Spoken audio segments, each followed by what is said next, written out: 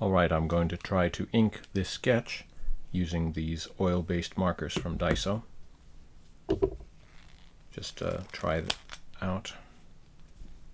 Start with some dark lines here around the edges.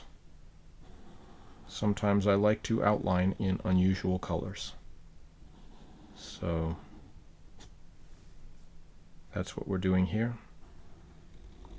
Something bright, and I just happen to have this lime green Tombow pen. So that's what I was using. Here's my chance to more clearly define the shape of the robot and his construction there. So some of this is just geometry. I'm not really even sure what it is supposed to be, and I guess I should think about that carefully as I talk to you. So here we have this front plate going over the area. This is his chest.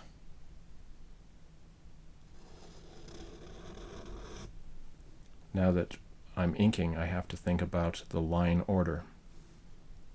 What things go in front of what, you know? So, and this is a really thick black line, so I only want to do certain lines in this very dark color, and then maybe use the fine point for some of those other lines.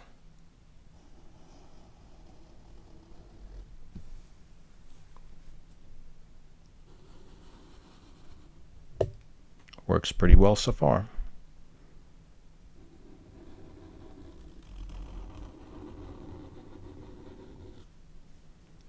His ear has kind of a shape there, and it connects with the head. And I will deal with those ear details with the fine point instead of with the very wide point here. Well, as you can see, this is a dual-ended marker. And one of these points is very, very wide.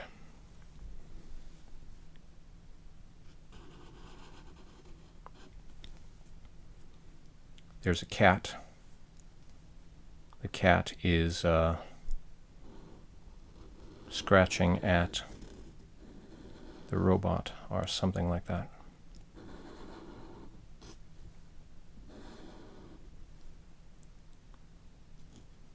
Maybe I won't fill in that ear until I decide what exactly the cat is going to be doing. This is enough detail with the heavy marker.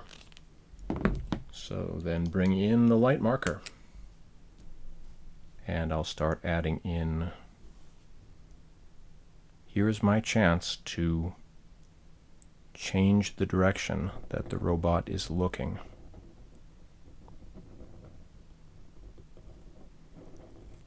And so I'll have him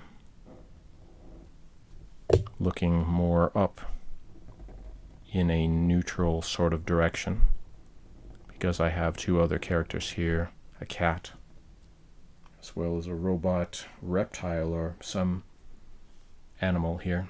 Haven't decided what it all is or means yet. And then my figure has this kind of arrow-shaped construction that is both an arrow and it's also his nose. And I may end up scanning and coloring this on Photoshop after the fact, because that's what I usually do. Is I'll usually do a basic marker sketch and then maybe ink it, maybe not, and then fully color it later in Photoshop. Just because I studied animation for my early years, and so I got used to drawing quite fast. rather than spending a long time on any one picture. Because if you're animating, you have to do that to be able to get enough artwork out the door or under the camera. When there was a camera, yes, I actually did do animation on real paper for a little while.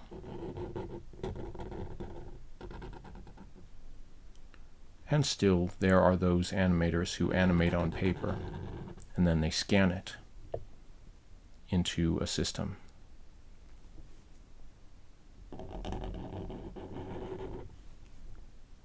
I don't really like the thin point that well. It's kind of too sharp. Almost feels like it's scraping the paper or something. But the results are quite nice. It is a pretty well shaped mark there, so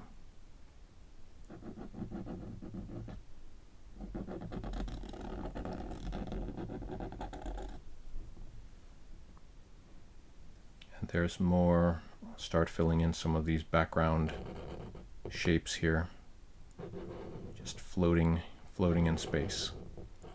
And this is standard American printer paper. I don't think I bothered to use high quality paper for this particular doodle. Isn't it ironic sometimes that you start on very low quality paper or low quality markers, but then because of the freedom that you give yourself to just mess around, then it ends up turning out extra good? Whereas when you had really tried, or you use your best materials and you try so hard that you kind of defeat your own purpose by overthinking it and just overdoing it. So that's the paradox of trying too hard, right?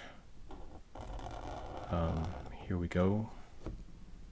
Got those shapes. It's performing pretty well. Is there anything on this picture that is heavy enough for that heavy chisel tip at the end of this thing? I think we need an entirely different sketch for that, frankly. So I'm coming up to this robot's hand, and that's one of the reasons why I don't like using markers of all different weights, is because then you're sort of stuck into this dichotomy between the different line weights that you're using.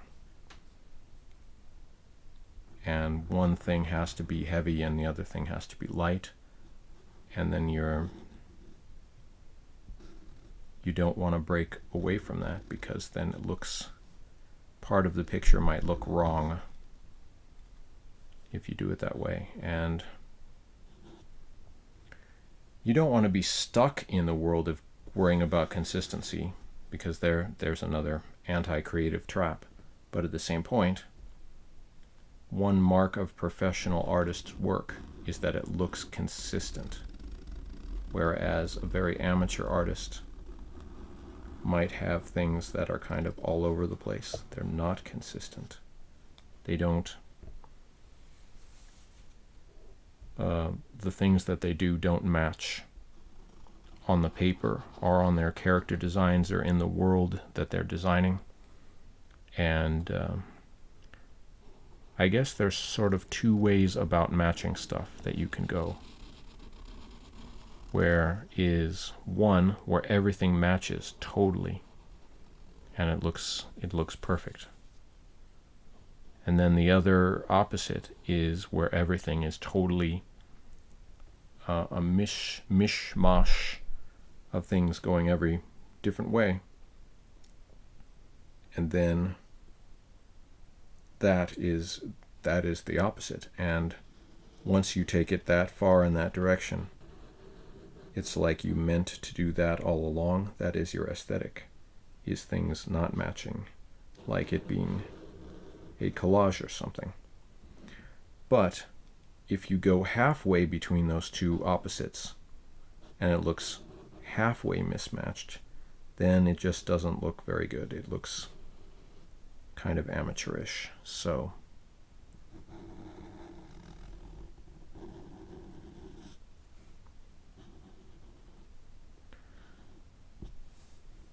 here we go. This creature is taking form, and I still have the cat to deal with up here. And I don't spend enough time looking at cats, so it's hard for me to just do the details out of my head there. But, well, I could do dark lines into this empty space. No, I don't want to limit myself on this one.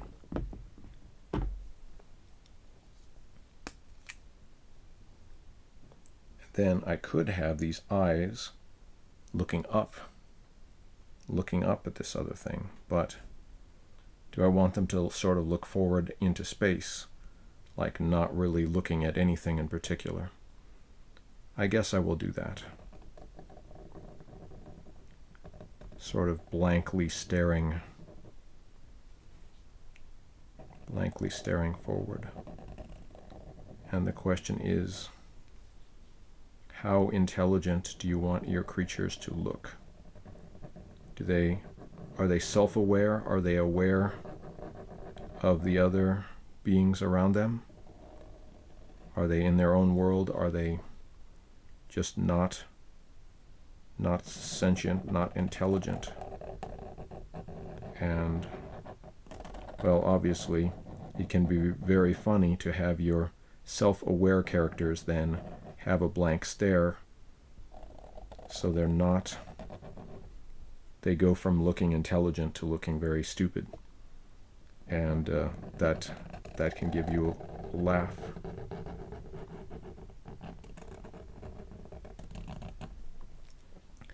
Everyone has things that they understand better and things that they will zone out on, so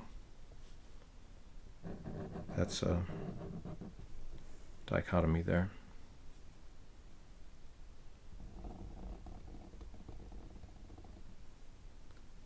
This creature, it's like the teeth are built into the side of his jaw.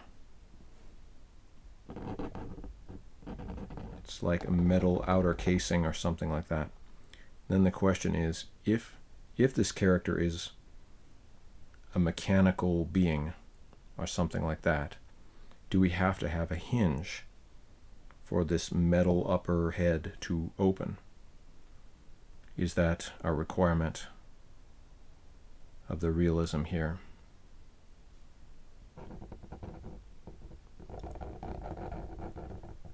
I'll fill in a little bit of this hand area. It is kind of like a human hand, except wearing a fingerless glove. And some of us artists, we like wearing gloves with some of the fingers not there, because that could give us a different set of dexterity and coverage for using Wacom or iPad. So here it's a mechanical finger with segmentation. So kind of a hybrid of a fingerless glove wearing person, but then these fingers are built, kind of ruined the pointer finger there. Didn't go along with my sketch that well. But just imagine, we're going to see a lot of mechanical fingers as humanoid robots become closer and closer to really viable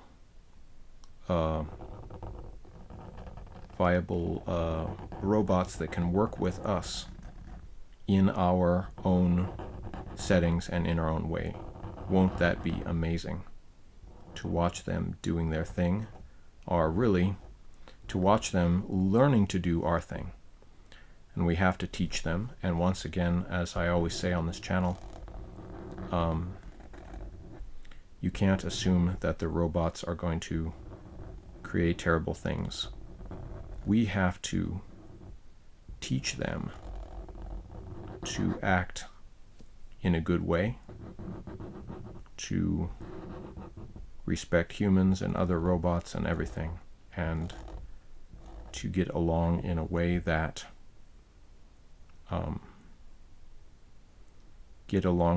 makes sense and will be happy for all of us. So don't assume the worst. Work to create something that is going to be good. So here are the fingers, and yeah, I made a 5-fingered hand. Trying to remember to do that these days instead of 4-fingered hands, which are more popular in American cartoons. But I guess a 5-fingered hand is more popular in manga, anime, and I have to go back and count on some of my favorite European cartoons and really decide which is the perfect number of fingers to have.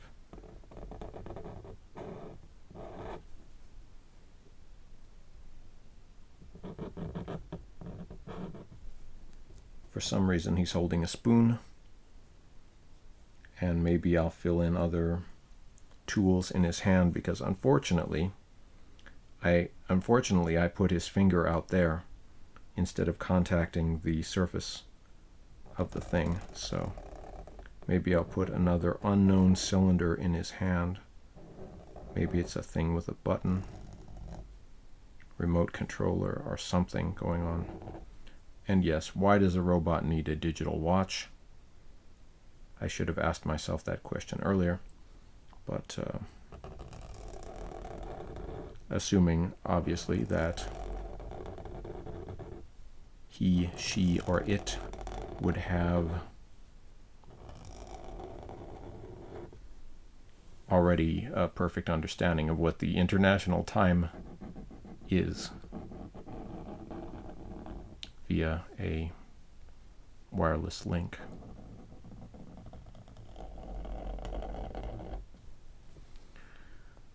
Or connection to GPS. Fill in these arm lines here. These are an example of contour lines,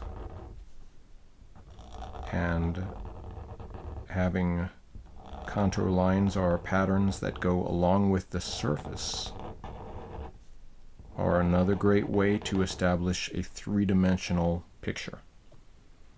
And this, like a lot of my pictures, is sort of on the edge between 2 dimensions and 3. It's part of it is flat design, and then other parts of it are 3-dimensional, and I just do that because it's fun. It's fun to have that dichotomy, because some designs just kind of look better in 2 dimensions, whereas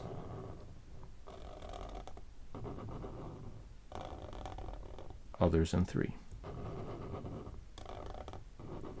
Now, as I fill in areas, I'm starting to think, where will I want to apply Photoshop colors to this picture?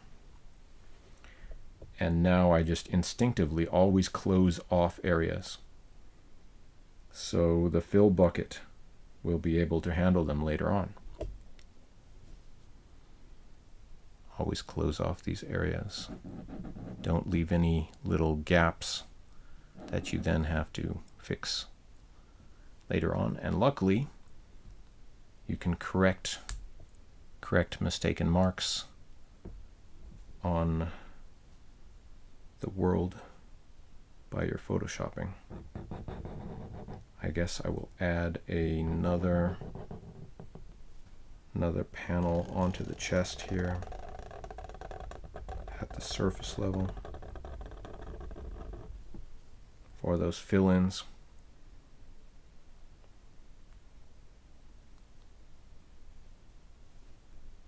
fill in this star here, and I'll sign it. Thank you for watching. Please subscribe.